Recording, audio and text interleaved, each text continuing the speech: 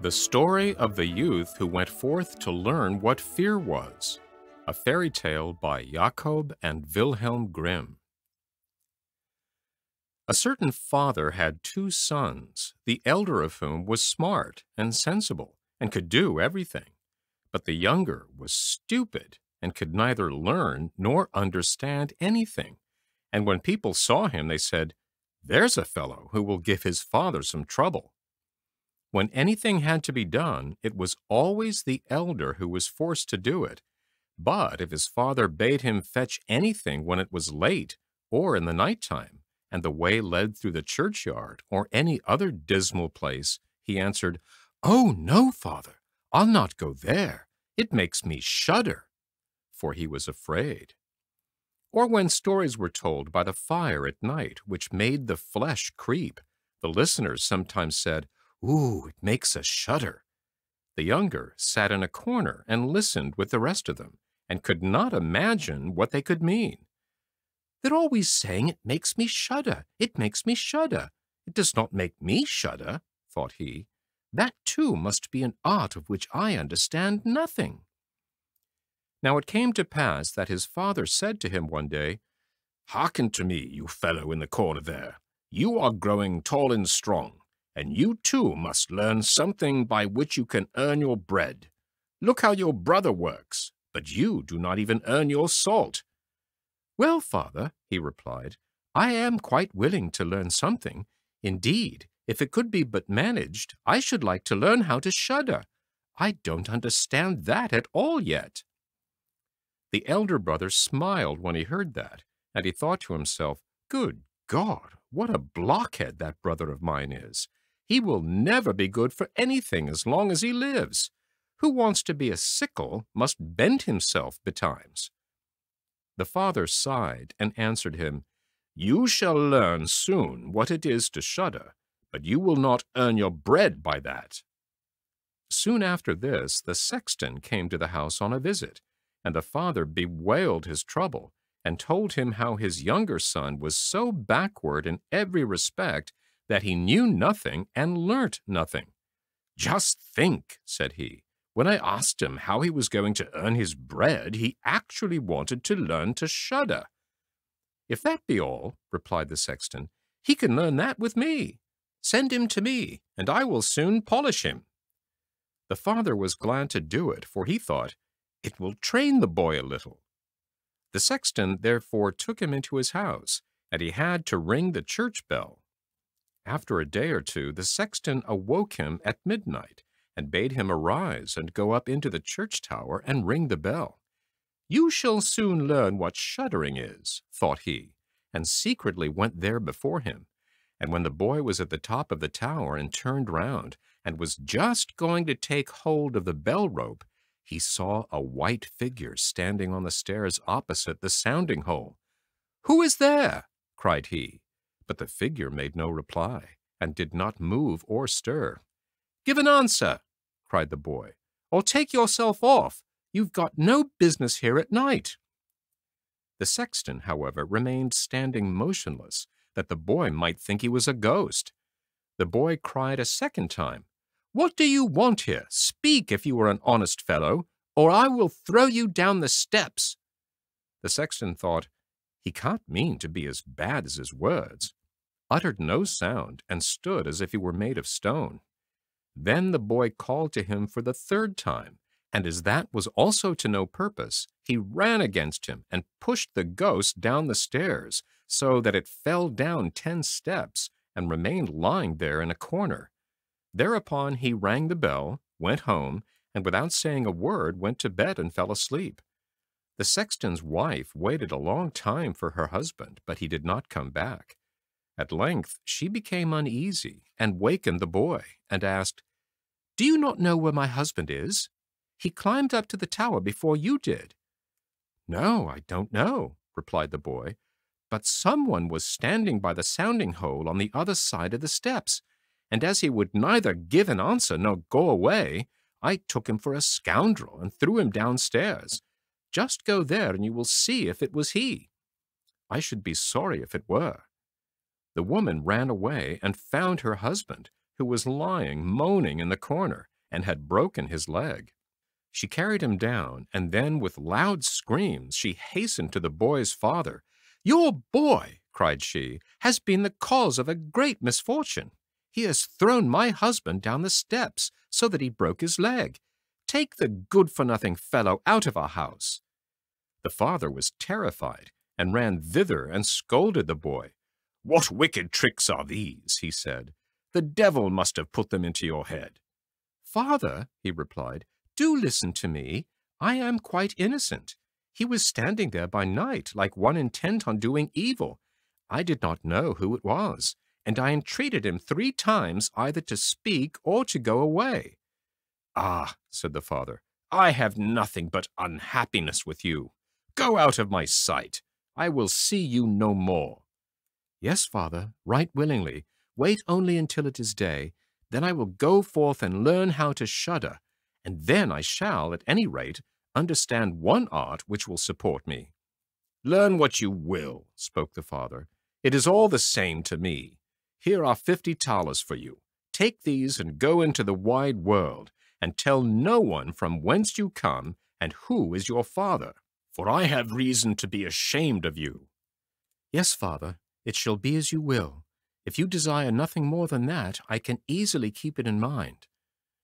When day dawned, therefore, the boy put his 50 thalers into his pocket and went forth on the great highway, and continually said to himself, "If I could but shudder, if I could but shudder."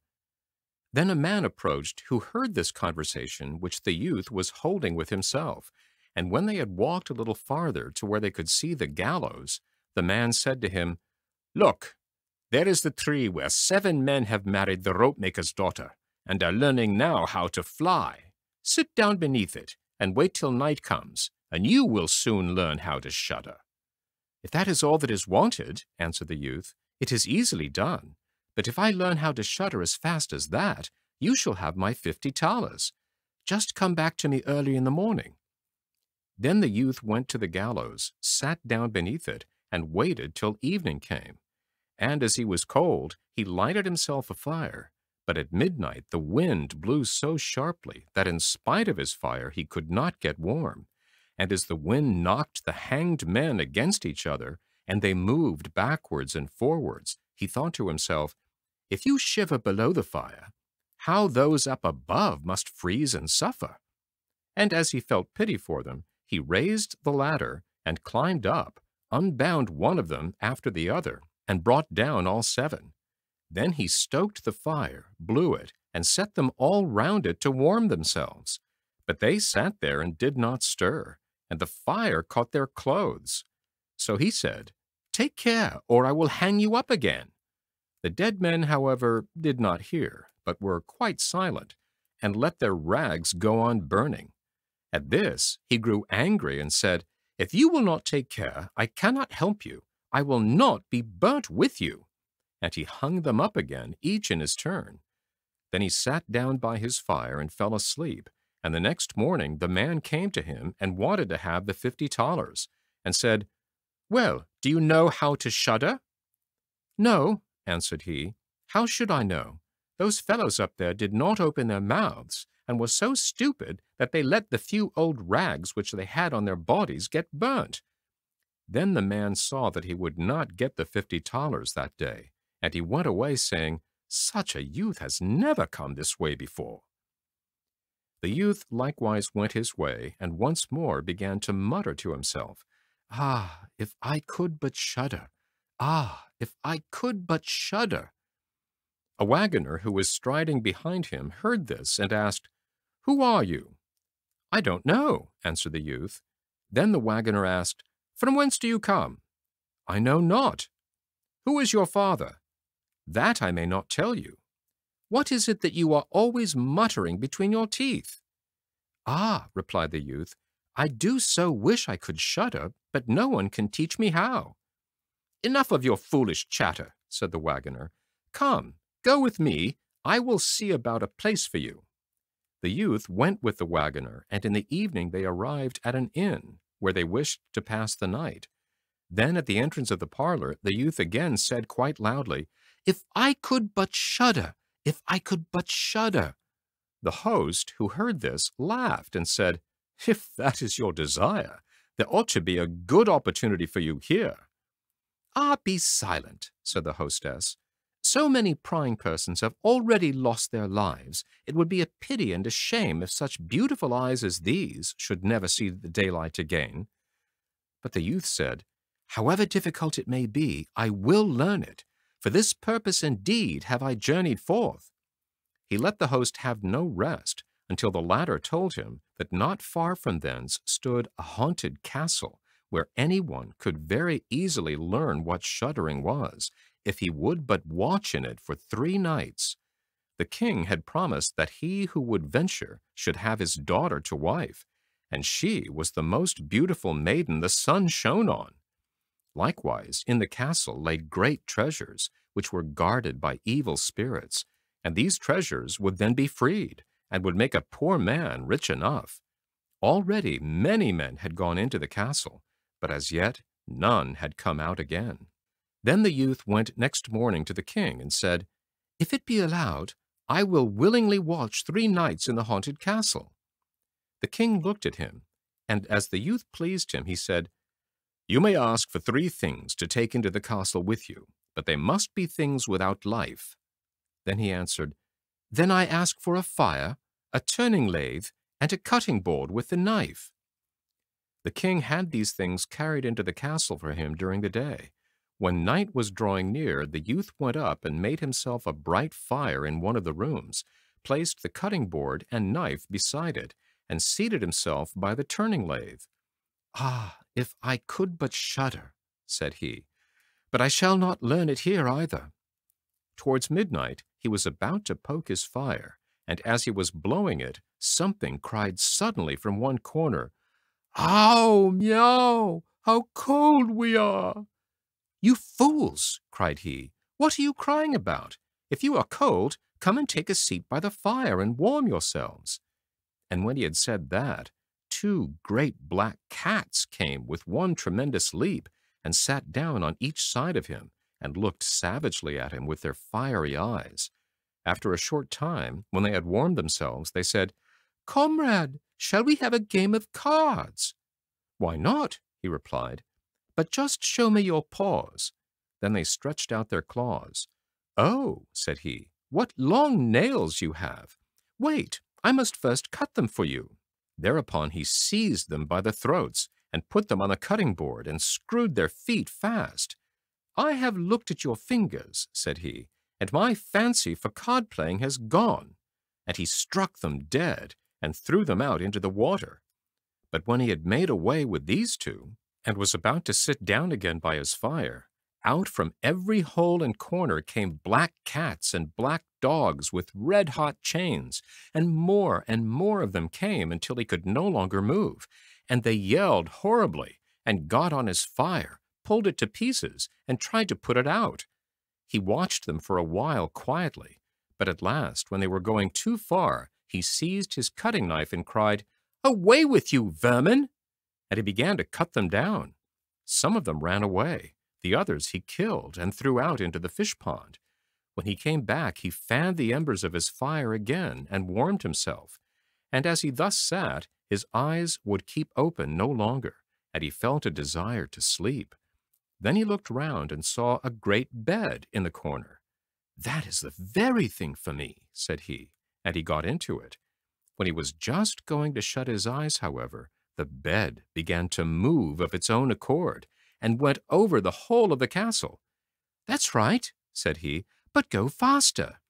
Then the bed rolled on as if 6 horses were harnessed to it, up and down over thresholds and stairs. But suddenly, hop, hop, it turned over upside down and lay on him like a mountain.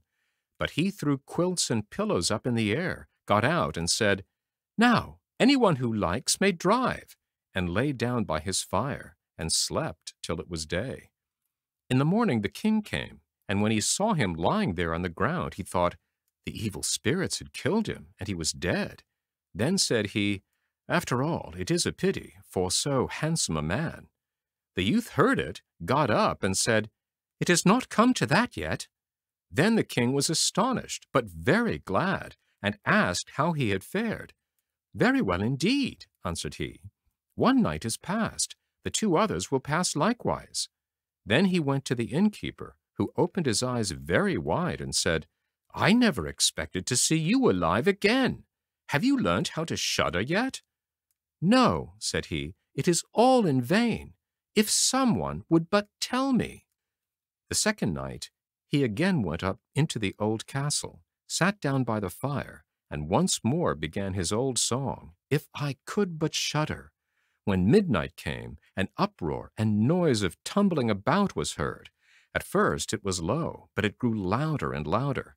Then it was quiet for a while, and at length, with a loud scream, half a man came down the chimney and fell before him. "Hello!" cried he. "Another half belongs to this. This is not enough." Then the uproar began again.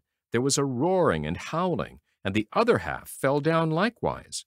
"Wait," said he, "I will just stoke up the fire a little for you." When he had done that and looked round again, the 2 pieces were joined together, and a hideous man was sitting in his place. "That is no part of our bargain," said the youth. "The bench is mine." The man wanted to push him away. The youth, however, would not allow that, but thrust him off with all his strength, and seated himself again in his own place. Then still more men fell down, one after the other. They brought 9 dead men's legs and 2 skulls, and set them up and played at 9-pins with them. The youth also wanted to play, and said, "Listen, you, can I join you?" "Yes, if you have any money." "Money enough," replied he, "but your balls are not quite round." Then he took the skulls and put them in the lathe and turned them until they were round. "There, now they will roll better," said he. "Hurrah! Now we'll have fun."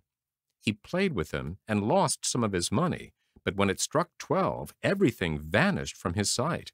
He lay down and quietly fell asleep. Next morning the king came to inquire after him. "How has it fared with you this time?" asked he. "I have been playing at 9-pins," he answered, "and have lost a couple of farthings." "Have you not shuddered then?" "What?" said he. "I have had a wonderful time. If I did but know what it was to shudder." The third night he sat down again on his bench, and said quite sadly, "If I could but shudder." When it grew late, 6 tall men came in and brought a coffin. Then said he, "Ha, ha! This is certainly my little cousin, who died only a few days ago." And he beckoned with his finger and cried, "Come, little cousin, come." They placed the coffin on the ground, but he went to it and took the lid off, and a dead man lay therein. He felt his face, but it was cold as ice. "Wait," said he, "I'll warm you a little," and went to the fire and warmed his hand and laid it on the dead man's face, but he remained cold. Then he took him out and sat him down by the fire, and laid him on his breast and rubbed his arms that the blood might circulate again. As this also did no good, he thought to himself, "When 2 people lie in bed together, they warm each other," and carried him to the bed, covered him over, and laid down beside him. After a short time the dead man became warm too, and began to move. Then said the youth, "See, little cousin, have I not warmed you?" The dead man, however, got up and cried, "Now will I strangle you." "What?" said he, "is that the way you thank me? You shall at once go into your coffin again." And he took him up, threw him into it, and shut the lid. Then came the 6 men and carried him away again. "I cannot manage to shudder," said he. "I shall never learn it here as long as I live." Then a man entered who was taller than the others, and looked terrible. He was old, however, and had a long white beard. "You wretch," cried he, "you shall soon learn what it is to shudder, for you shall die." "Not so fast," replied the youth. "If I am to die, I shall have to have a say in it." "I will soon seize you," said the fiend. "Softly, softly, do not talk so big. I am as strong as you are, and perhaps even stronger." "We shall see," said the old man. "If you are stronger, I will let you go. Come, we will try." Then he led him by dark passages to a smith's forge, took an axe, and with one blow struck an anvil into the ground. "I can do better than that," said the youth, and went to the other anvil. The old man placed himself near and wanted to look on, and his white beard hung down. Then the youth seized the axe, split the anvil with one blow, and in it caught the old man's beard. "Now I have you," said the youth. "Now it is your turn to die." Then he seized an iron bar and beat the old man till he moaned and entreated him to stop, when he would give him great riches. The youth drew out the axe and let him go. The old man led him back into the castle, and in a cellar showed him 3 chests full of gold. "Of these," said he, "one part is for the poor, the other for the king, the third yours." In the meantime it struck 12, and the spirit disappeared, so that the youth stood in darkness. "I shall still be able to find my way out," said he, and felt about, found the way into the room, and slept there by his fire. Next morning the king came and said, "Now you must have learnt what shuddering is." "No," he answered.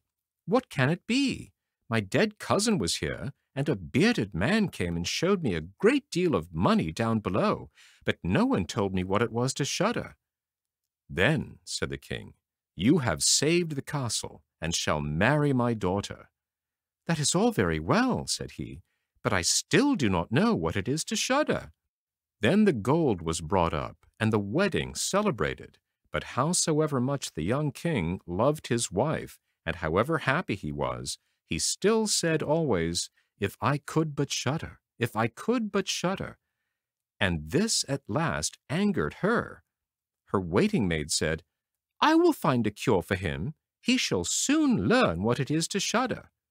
She went out to the stream which flowed through the garden, and had a whole bucketful of gudgeons brought to her.